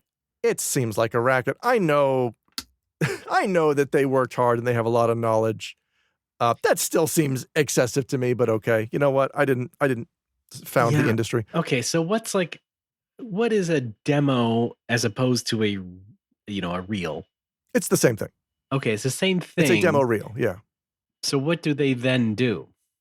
So the process involves meeting with a writer, producer, and sound engineer because the whole thing is tailored to my voice and my skills. Okay. And what that means is I meet with the writer and the producer, and I tell them what my strengths are. In this case, let's say shouting, and then they write dialogue that I can take advantage of, that I would sound good doing. And then we do a live directed session with the producer, make sure that all sounds good, and then that's handed off to the engineer who then mixes it. He applies EQ and all kinds of different stuff to make it sound the best it possibly can. Mm-hmm. Yeah, that's it. It's expensive because it's tailor-made to the person. Right. So they're not using any of your previous work that you could use. I mean, no, that's what you do before you pay for an actual demo. So it's not that kind of real. I mean, there are people. I mean, it is. It's 90 seconds of 5 different clips, but these 5 different clips have been specifically written and mixed for me. Yeah. So it's original content. Yes, do not steal. Yeah, exactly. Thank you. All right. And the reason that I am finally shelling out the money for this and shelling out the money for an immigration lawyer is partially to bring it back because my dad died. And I thought, I have money in savings. We don't have kids. We don't have a car. We don't go anywhere. We don't do anything. I'm going to use some of this fucking money to better my life in 2 very tangible ways, finally. And it's kind of helped me overcome a hurdle I had with spending money on myself, which is something I don't typically like to do. The last big purchase was this chair, which was grossly expensive, but is also an investment now that I'm sitting in it every day. You know what I love spending money on? Food. Dopamine. Yeah. No. Not so much the career advancement type of thing. Yeah. So I'm with you there. I'm glad you went with this. Oh, absolutely. Yeah, no, I can't. I really don't spend a lot of money on video games or movies or TV anymore because I don't consume a lot of stuff anymore except the stuff I already have. It kind of sucks because I need to stay on top of like relevant cultural conversations, like writing this YouTube video. Do you though? Because that was your excuse with Critical Hit. Right, but it persists because I'm still talking about video games, and I'm at a part at the end. Like I said, I'm talking about realism in video games, but like, how many AAA games do I play? Like, what right do I have to talk about that if it doesn't affect me at all? Okay, like, why bother talking about realism in video? Right. Yeah. How many AAA games do you have to play? I play like 1 every 2 years. That's probably not enough. Yeah, exactly. Okay, let's look at Steam right now today. What are the top sellers on Steam? Kingdom Come Deliverance 2. You got to play that. Oh no. Sid Meier's Civilization 7. Destiny 2, Counter-Strike 2, Monster Hunter Wilds, Marvel Rivals. What is a good AAA game here? Of course, Red Dead Redemption 2, still on top of the charts. Hogwarts Legacy, Spider-Man 2 just came out for PC. You got to play that. Yeah, this just keeps going. Yeah, you're kind of boned unless you start like right now. Shit. Not to mention Stardew Valley. The point of the video is it's difficult because the point of the argument is why I'm not interested in those games. And it feels like, well, because I know what their deal is and I've already played similar games. Yeah. Is that enough? Like, I feel like sometimes you were just afraid of somebody like calling you out. Not anymore. There's nobody to call me out. I don't read YouTube comments. But I am self-conscious about talking about something that I'm not familiar with. Well, there's there's different levels of research, you know? Yeah, okay. If you already know you're not interested in new games, it's not like you have to play 5 new games all the time. I mean, that's just like your personal preference. That's your purview. You don't have to do it if you don't want to. But obviously, I mean, if the subject of your video, let's just go back to the Suikoden one, for example. That was a brand new game that AU did. And you liked Suikoden. Yeah. If it was going to be about comparing that to AUDEN, you would have had to play it anyway, right? Even if you didn't get into AUDEN. But you did, and you came out with a nice video full of complaints. It was wonderful. You really took those bastards to task. Well. You finally obliterated the good nature of... No. YouTuber eviscerates indie RPG. Oh, God, yeah. Thumbnail is an arrow pointing to me. We can do that for the podcast art, too. Arrow pointing to you. No! I never want to do that. Oh, my God. Man, one of my most hated YouTubes, aside from the arrow pointing to the only thing in the frame, my other most hated YouTube thumbnail is, quizzical face and then text, is game good actually? Or is game bad actually? Yeah. With a nice little shrug. Like, thank you for helping me form my own opinion. Serving it up on a plate for you. Yeah. Or shit like there's an arrow pointing to like a fucking Game Gear or a Teddy Ruxpin that's like, you won't believe what this does. Yeah. I can't fucking understand. Banned in Australia, and it's just like one transistor inside the Game Gear that electrically wasn't allowed. It's like... Australia's banned console. Yeah. Awesome. Great. Love it. Yeah. Love that trash. Outstanding. Give me some more in vertical videos format. Top 5 games you've never played. Top 5 games you have never fucking even known about, you idiot, because I'm the only one who knows about video games, you dick. And then you watch the video and you know about all of them? Yeah. Good Lord. There was one recently about that Earthbound board game. Did you see this? I don't think so. Yeah, there was a mother-related board game released only in Japan. All right. And somebody did a YouTube video about it, which is fine. Except the title of the video was The Lost Earthbound Game Uncovered. And the thumbnail was just all red text, a declarative statement with a period at the end. We found it. Like, all right. You've really done it. You've really done the hard-hitting journalism. It is journalism, really. Makes me sick. It's so offensively clickbaity. It's the combination of the Lost Earthbound game. First of all, yes, technically it is a game. It's a board game, though. It's not the video game that the nerds are thinking of when they click on this video. I just found this in 2 seconds, by the way. I saw you described it perfectly. Good. Yeah. And second of all, we found it. Like, what's smug, smarmy YouTube thumbnail copy, I think, is another thing we can do with that. There's we found it, or I did it, or we did it, or just any amount of self-adulation rubs me extremely the wrong way. We finally found this lost media, and by that I mean we paid $300 for a Yahoo auction. Yeah, and finally got it from Japan because no one else did. We found it. Yeah, that's like there was a video recently about that gigantic fuck off Sony TV, that like 80-inch. I watched all that. Yeah, that's a legitimate. We found it. That was legitimate. Yes, but like a thing you bought online is not. We found it. It's like you didn't come to Japan. Yeah, and troll through Best Buys, book offs and hard offs. Yeah, to find this gem. You fucking went online. I'm yelling at nobody right now. You understand that? I understand that. There was also that physical Picross game that like was made by Tomy or somebody. You mean a book? No. Oh, what the fuck is a physical Picross game? It was in our Discord months and months ago. I posted it. Oh, it was like a Tomy licensed Mario's Picross toy, And Trucktonian, think of it? It was like a plastic grid with Okay. white and black little pieces that you would fit on it to solve Picross puzzles that were given to you in the form of like two different cards. One card would be on the top of the grid and the other on the side of the grid, and it would have the Picross numbers on it. Okay, that's interesting. Yeah. I'll play that. It is like rare and expensive, but you can get it. But I'm just thinking like maybe we should do that. Just buy it anyway and be like, we found the lost Picross game. Nintendo doesn't want you to know. That's another good one. They don't want you to know. It is banned in America.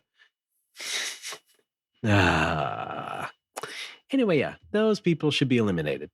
Yes. Let me send you a link to the Picross. Oh, yeah, let me see. Sending it through Skype. I like that. List of Picross merchandise, Picross Wiki.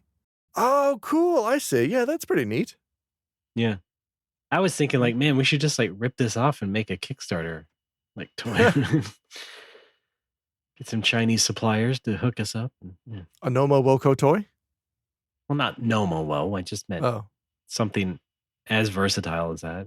I think we could start branching off into merchandise. I mean, we already sell shirts. There's stickers. Yeah, we gotta make new shirts. We could do sandwiches. We could do, we could sign VCDs of Raccoons episodes. I mean, the possibilities are endless. Correct.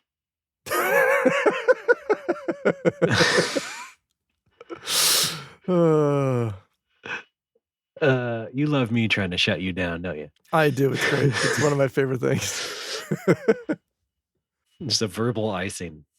It's so much fun. Well, that's great. Okay, so sorry, I didn't mean to veer off topic. Not that this show has topics. Of course not. You.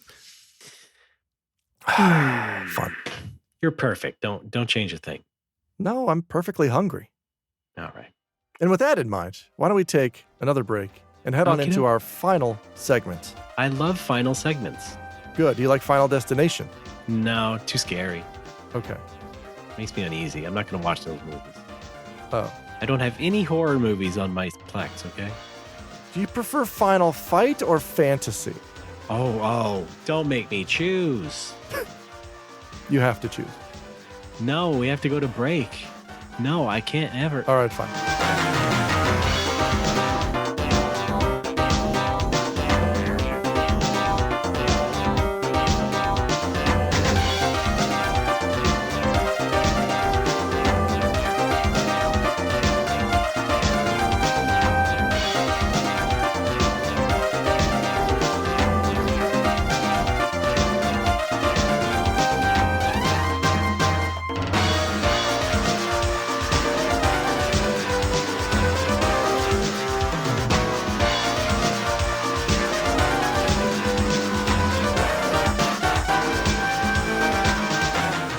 Folks, welcome back to the show. It's No More Whoppers 255, Segment 3, Act 1, Scene A. I'm Alex. You don't have to give him the Ray. time code. That's fine. I already did. Time. Where are we now? This is 1 hour, 40 minutes, and 22 seconds. I'm half of your host squad, Alex. My better half is sitting across from me, motioning to Pacific Ocean. Yeah, That's right. Boy, this is the longest comeback in I've ever heard. Well, I found out we get we get ad money based on the length of the show. So what I have done is I have, taken contractions and separated them into two words. Oh. So yeah, my contractions are 2 words apart. I, instead of saying I'm, we now say I am. It's I think you're watching too much Star Trek. You're talking like Data now. Oh, right, Mr. Data. Yeah, Data-san. Yeah. Yes. Yeah, does every Star Trek have like a Vulcan coded character who's just like, your statement does not make sense, Captain. Why would I want to sit on it? The captain was quoting Fonzie for some reason. Because we got Spock doing it, we got Data doing it. I don't know if there's any other characters like that in other Treks, but not so much in Deep Space Nine, no. Okay, like we don't need the foil to the captain to be. I don't understand what you were saying to me. Yeah, Deep Space Nine has its own annoying characters. So. Oh, cool. I mean that affectionately. Deep Space Jim, Plorko the Mime. Hot Rod. Boy, if only you knew. You should just watch the show. All right. I'm looking forward to it. Oh, Porco. welcome back to the show, folks. This is No More Whoppers. We're still in it to win it. Did you know that we have voicemail and that anybody can call us by calling 805-NMW-TALK or 805-669-8255? Yeah, I do this show with you. I know everything. Oh, right. Jesus. You got me there. Is it time for phone fun? Fan fun? It is time phone? for it's time for phone fun. You, speaking to the two people who called us. Thank you. Here you are. What's the number? Oh, I already said it's 805-669-8255. Okay, say it again. What's the number? 805-NMW-TALK. All right. It's a cute number. It is. You gotta say it. Our first one is from Carl from Philly, but I think it's the real one. Just I'm gonna play it. I'm going to hit play. Right, Alex, how are you? It's Carl from Philly, the original one. I just got back from the grocery store where I was listening to the November episode. I'm a little bit behind. And I hear my self call in, so I wanted to call in and say hi. With so confusion expressed, I think it's time Smoo and I fight to the death. Was kind of what I was thinking. That might be a good thing. I think to boost the show, a little bit of blood sports. I think it's popular these days. I think Smoo and I should meet tonight at the 7-Eleven on the corner of Fairmount and North 23rd, about a quarter mile northeast of the Art Museum in Philly. Hopefully this call is simulcast as it's making. Otherwise, I don't know. But I think that might be good. Also, calling in with an over nerd. I was remembering some trauma from high school where I decided to get really into British culture, and I decided to learn all the spellings of British words and put the U's in words in which we do not use them in English, American English anyway. They use them in English. And that's something that still haunts me to this day. I still use those. And it's embarrassing. Every time somebody asks me why I do it, I don't have a good answer for it. Anyway, talk to you folks soon. Probably either myself or not. I don't know. Hopefully I win. We'll see. Have a good one. Thanks, Carl. That is a hell of an over Well, nerd. whatever you and Smoo want to do in your own time is your own business. Yeah. Smoo did live in Philly for a few years, so he may know that location. He may be able to find you. Otherwise, you're going to have to go to Pittsburgh. I don't think he's going to make a 4-hour drive, right? Maybe not. No. Or they could meet in the middle. What's in the middle down there? Unless in southern Smoo is Pennsylvania? really confident he can kick this guy's ass. I mean, Smoo has a tremendous reach. He's like, 6'2"? Used to be a basketball player. All right, yeah. I think he's pretty good. Okay. That is a hell of an over nerd. You've convinced me not to get in Smoo's way. Yeah. Oh, nothing but net. When I first discovered the internet, I guess I was 13 or 14, I was hanging out on a message board and I was yelling at someone for putting the U's in words. Now, they were not from the UK. They were not from the UK. Oh, was it And Carl? so I thought they were just being pretentious because they were from Canada. And I did not know Canada also does that. Well, yeah, right. And so 13 or 14-year-old me is trying to get into we used to call it a flame war with this person on the internet, trying to take them to task for being pretentious and saying, you don't need to write it that way. You're not from there. And they just very understandably confused was like, yeah, I am. I sure am. From there. Yeah. Yeah. I've had a lot of unsavory habits over the years. Oh man, I've done some stupid things as a kid on the internet. Believe you me. Oh yeah, name 5. Okay. On AOL you could make your own message boards and then message board threads and stuff. There was a fan community for Mystery Science Theater 3000. I made a message board for Mystery Science Theater 2000 because I was personally convinced that was what the show was called when I first saw it on TV years prior. Oh no. And so I thought there was a separate 2000 that was like, hey, and then I wrote like a little description of the message board, like, hey, discussed when the show was still called Mystery Science Theater 2000. Then people are like, no, what? Wow. Because I'm a stupid 12-year-old. That's like me insisting that it was called Street Fighter II Championship Edition. Which yes, I it's did exactly like that. I think until maybe 5 years ago, because you corrected me every time, and then that time it finally stuck. It's still fun correcting you, though. God damn it. It's okay. You're not alone in that. Lots of people get it wrong. Well, let's talk more about dumb things kids believe. I was convinced. Me and a friend of mine in the 4th grade were convinced that M. Bison, that the M stood for Monsieur, because we had no idea what the M stood for. It wasn't in the manual. It wasn't in the game. It wasn't written anywhere. And we asked his older sister, she was in high school, so she was a genius compared to us. We're like, what does this M stand for? And she's like, well, I take French class, and M is, you can abbreviate Monsieur as with an M dot. So he's probably a French guy. And we're like, yeah, but his stage is Thailand, but he's not like Asian. So maybe it is. It's got to be, right? Hey, maybe if Jean Reno played him in the movie, wouldn't that be neat? That would have been outstanding. Yeah.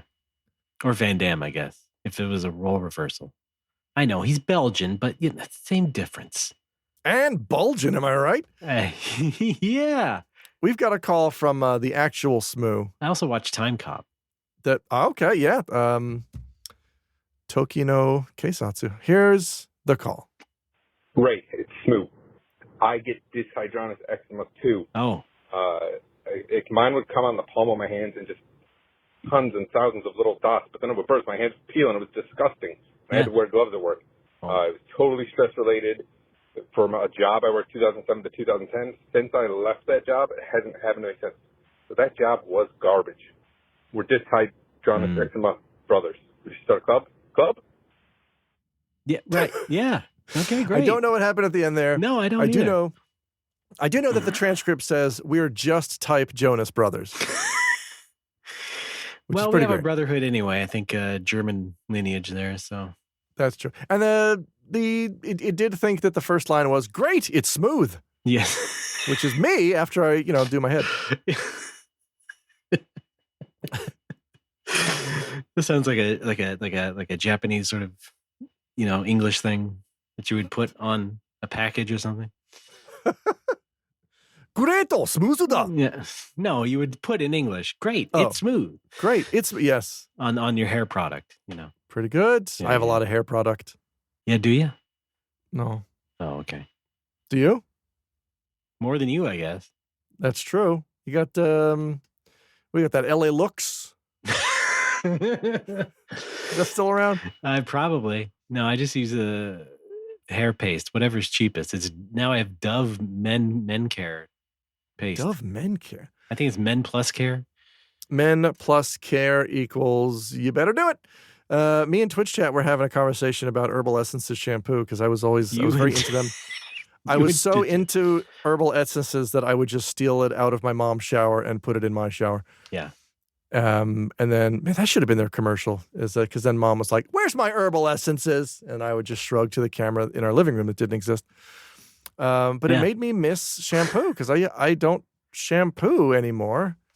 I just soap up my noggin because my hair is always very, very short or non-existent anyway. You know? So what's the point? Why shampoo? Right. Right? Wait, hang on. Shampoo for my real friends, real poo for my sham friends. That's how it goes. Thank you. I love it. I believe that was a Scott Ackerman. Maybe that'll be our next shirt. Well, okay, yeah. Let's just start stealing jokes. Yeah. All right. I mean, why not? It worked for that. I don't know. Who was a famous joke thief? The Fat Jew? Was that the? Oh, sure. Yeah. Remember that? Yeah. God Almighty. Good Lord, what a pull! God damn. That's what I'm here for. Fucking maniacs. All right. We have fun. Maniac Mansion. Why don't you come over and play it with me? All right. It's not a two-player game. It is when you give me moral support. Thanks, Alex. I use that line on my wife and it doesn't work. Oh. Well, that's it for Phone Phun. If you want to call in, you can give us a call at 805-NMW-TALK, or if you like the numbers, 805-669-8255. Much like Carl from Philly and Carl from Philly. Ring us up. Why don't you? It is, of course, why don't you? A United States number. Yes. Fees may apply. Ask your parents' permission before you call. All right. Thanks so much. Okay. Let's move on to something that is already posted on the internet, and it's about this very podcast. Oh? We put up a message on our Patreon talking about what we're going to do for this year. Because last year we didn't do a whole lot that was like a Patreon bonus. You know, we didn't add a whole lot of incentives, new stuff for people who were joining the Patreon or still on the Patreon or were about to cancel the Patreon or who did eventually actually cancel their Patreon. But that's because we had been working on stuff behind the scenes. I mean, we've been doing the Sassafras show, and that was basically a stopgap thing as we were kind of planning out this bigger thing that we wanted to do. And it is going to be like a new sister podcast to No More Whoppers. We wanted to do it as like a big legitimate thing and not just a Patreon bonus show, but it will also be offered on our regular Patreon. It will just be also a separate entity, and yet kind of not, because it's still part of us and we're still going to host it and everything. But that's basically what's been going on. And then we had our shit with our parents happening in December, and that just threw a wrench and stuff. And now it's just like the start of February. Who knows when we'll actually get any of this out the damn door, but I just wanted everyone to know we're working on it. Alex is working on it, right, Alex? I'm working on it. I got a little miner's hat with a lamp on it. Oh, yeah. You're a regular 49er. I'm working hard. I mean, that's the gist of it.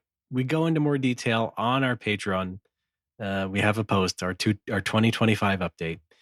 You can go read that. But essentially, we were going to switch up the Patreon a little bit, teeny tiny bit. But we wanted to just do it so we make room for this new show, because we really do want to do it right. And we're going to like record episodes ahead of time and do more of a social media presence, I think, post clips and stuff like that. You know, we have our little dream and we want to realize it sooner rather than later. So that also means, as we were thinking of new ways to do the Patreon, we also thought, well, we could still do Sassafras if it was just like kept as a low effort in a good way. Well, yeah, I don't want to. Sort of bonus show, because it was turning into kind of an after show to begin with. I think if we have it more like that, it's like, just make it like a quick little bonus for people who want to give any amount of money to us. That seemed to be the idea we had for that. Yeah, typically Sassafras was recorded the day or the week after the main show, and it was just kind of like a spill rag for the ideas that we had in the previous recording. And it ran for an hour, and it was us just kind of goofing around. New Sassafras for all levels of the Patreon is going to be a half-hour affair, but it is now available to the $1 dues. Or will be, yeah, pretty much. Or will be. And, of course, the 5. The 5-0s get all the good shit. This is all going to come all at once we get the first episodes of the new show done. So, yeah, that's when we're going to give everything a new coat of paint and all that. Yes. And just want to lay it out very clearly right up top. Everybody on every tier gets the Patreon-only bonus show. Yeah, pretty much. I mean... And then if you want to kick in $5 a month, you also get early NoMoWoCo, early new show, and bonus episodes of the new show. Oh, yeah, that's another thing, is that we're going to do exclusive episodes of this new show because it's part of our idea for the thing. And we'll let you all know about it soon enough. But, yeah, again, it's all in the post. It's all right there, laid out for you. But I just wanted you, the listener, to know what's going on right now and that we are not abandoning you. But we do also have other shit to do in our lives. And so that also has pushed things back a bit. Yes. You got your YouTube stuff, your voice acting, voiceover stuff, and some acting. Yeah. And I got a game I need to ship. So that's right. Yeah. And I started writing a game as well. Yeah, that turns out that takes a lot of time. Yeah, you've been doing that. Who'd have thought? I've been plunking away in Artisy Draft. I started writing out the story in a Google Doc and then found out that Artisy Draft has a document function where you can just attribute lines of dialogue to people and then convert that into a flow. Not bad. Instead of, so I don't have to put everything in manually. So it's actually very intuitive, and it's helping this story shape up into something. Wow. It'll be a visual novel that should come out between 2028 and 2032. Well, get some narrative designer experience, and you can also maybe work on another game. Someone else's game. I don't know. All right. Yeah, I'll do that. You're already writing. You got an app to organize stuff. You're halfway there. Yeah, I'll work on the scenario for Grandia 4. It is exclusively a mobile gotcha game. Fuck. So sorry about that. Look, I need to pad out the resume. I'll do it. Yeah, it's Grandia 4, dude. Come on. Come on. Wouldn't they stylize it as Gerforndi 4? No, I you know who would? Who? Alex Joseph Fraioli. Damn it! Wait, that's me.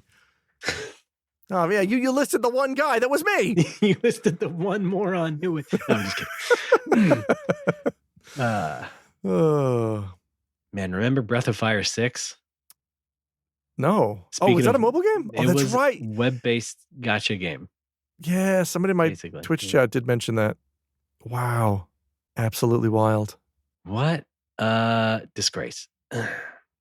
Well, at least Capcom's making fewer disgraces now, so that's good. Let me just say, video games available now. That's right. Well, should we tear down the show now and pack Let's it up, go somewhere else?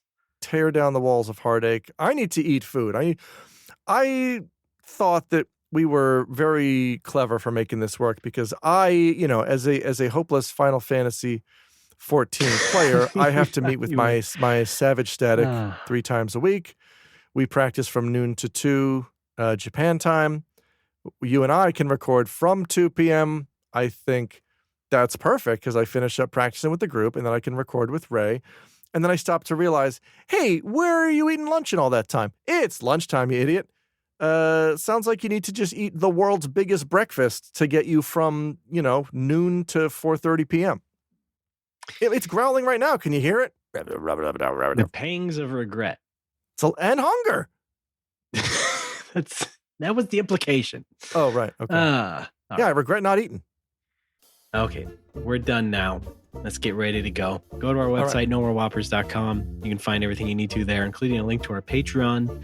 Patreon, as it is now, you can spend $1 a month to be a gold subscriber or spend $5 a month to be a golder subscriber and get this show a week early and the archive of our bonus shows, plus Sassafras, which is just us goofing around more. Should be fun. More coming in 2025. At NoMoWoCo.com is also a link to our Discord server. It's free for everybody, not for Patreon people. It's fine. Just come on in. You'll have fun. People talk about robots, cats, pizza, just everything. You're just looking at the emojis now. No, I'm not. I'm doing this all from memory. It's everything that people crave. Yeah, and plants. Okay. Yeah. Our merch, you know what? Maybe we should come up with some new merch for 2025. I don't know. How about desk clocks of us? Of us. Yeah, like statues. Like our faces? You know the very first Phoenix Wright case about the Thinker clock? A clock like that. Okay, yeah, sure. All right. All right, good. Thinker clock. Got it. Thinker. But it's us. Write that down. Jamie, write that down. Well, of course, we'll have a new show, so we'll have shirts of some sort, right? That would have to. Oh yeah, be a natural thing to do. We should do shorts for the new shirt. What? Shirt shorts. What the fuck? We should do shirts for the new show, is what I meant to say. It's my new fashion idea. Shirt shorts. It's just shorts made out of like shirt cloth.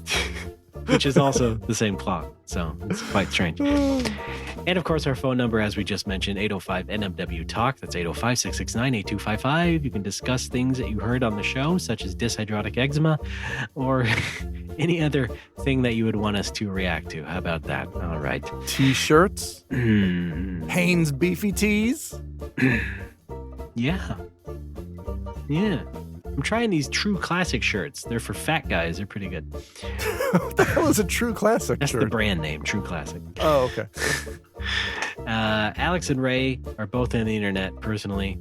That's us. Alex, who are you on the internet?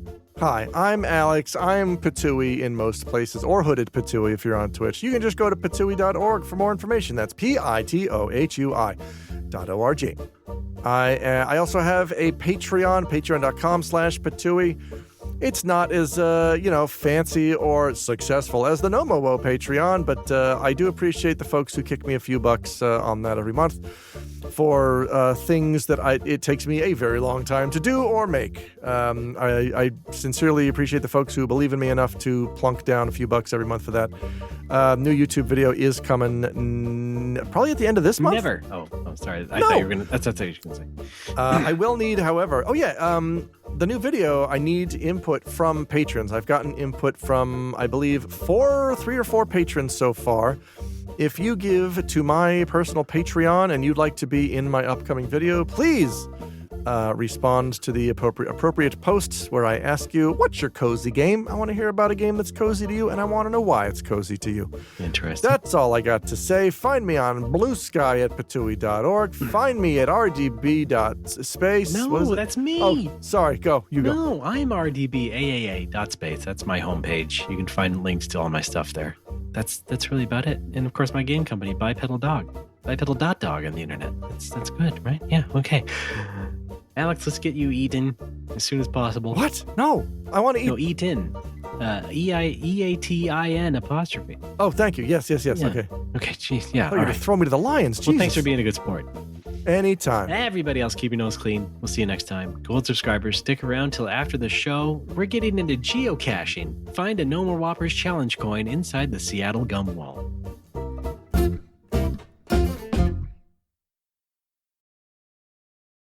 You win. Perfect. That's my Street Fighter 2 announcer. What do you think? Thank you, Alex. Anytime. Japan. You want to hear Super? I can do Super as well. Japan. Thank you. Do Sonic Boom. Come on, do it. USSR. Sonic Boom. No, not high pitched enough. Sonic Boom. Clip better, yeah. Yes. I think it was really Sonic Boom. Oh, Super? Yeah, Super. Yeah, Super. Sonic Boom. Yeah. Sorry, I was doing OG. No, you said, yeah, you get it. All right. Okay. Jamaica. Oh God, I hate that music because it's drilled into my head because I had the cabinet. That's right. God. Oh man, poor baby. I know.